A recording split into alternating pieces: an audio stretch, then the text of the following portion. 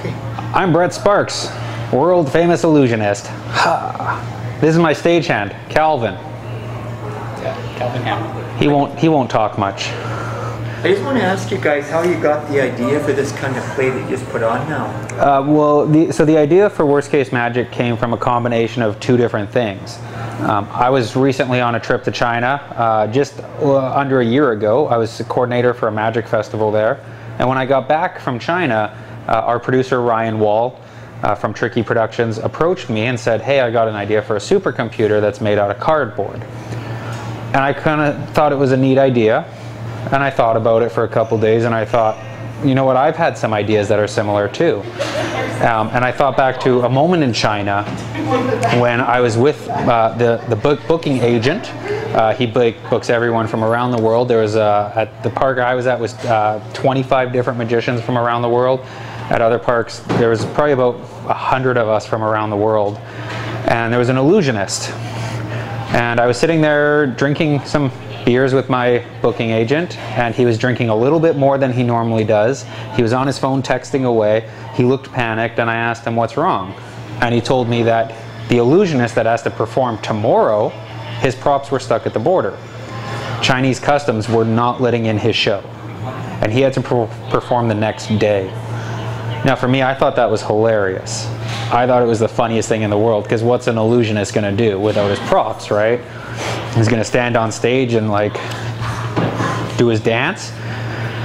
The booking agent didn't share my sentiment. He did not think it was as funny.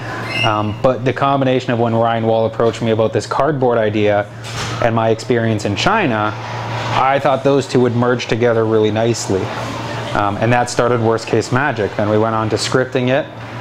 And eventually it got to a point when we felt like we needed another person on board, someone with maybe a little bit of a different experience than us.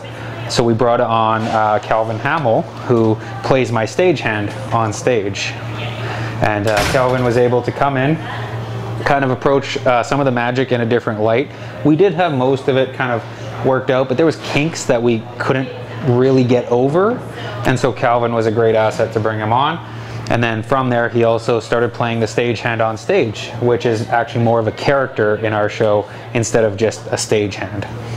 So you mentioned you're both from the School of Hard Knocks. Are you from the Hard Knocks School too? Pretty much, yeah. Yeah, I'm less of a professional performer than Brett is. I haven't performed as much out and about, but pretty much all self-taught, yeah. Yeah, I come from a performing family, but they perform in dance and musical theater and stuff like that, like MTC and Royal Winnipeg Ballet. My families all teach dance and stuff. My Nana is has a Lifetime Achievement Award from Dance Manitoba and stuff. So I do come from a performing family, but if you've seen my play, you know that I am not a good dancer. So I had to go in a different direction. So I went into the variety arts, which up until this point has been more dangerous things. And this is actually the safest show I've ever performed in terms of just physical safety. So. And have you guys done other Fringe plays over the years? Is this your first one, or? Fringe plays, you haven't? No. I've tipped my toe in the waters a little bit. I have had guest spots on other shows, like the D&D Improv show. I've had a couple guest spots on. A couple other improv shows I've kind of tipped my toe on, doing like a one-off type thing in the bigger production. But then I've also done main stage here as well. So I did more of a busking show on main stage, but I haven't the last 2 years. I've been in different parts of Canada doing shows over there. So this is my first like venued show. Kind of my first show where you're paying to come see me, Brett Sparks, and Calvin. So do you tend to take this show across Canada to other Fringe festivals? Yeah, we would love to. If we get to a point when we can take this across Canada, I'd be the happiest person ever.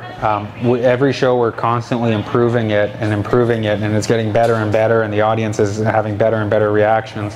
So we do feel really positive about the future. I wouldn't mind if we could take like our finale, Metamorphosis, which is the same one that Houdini used to perform.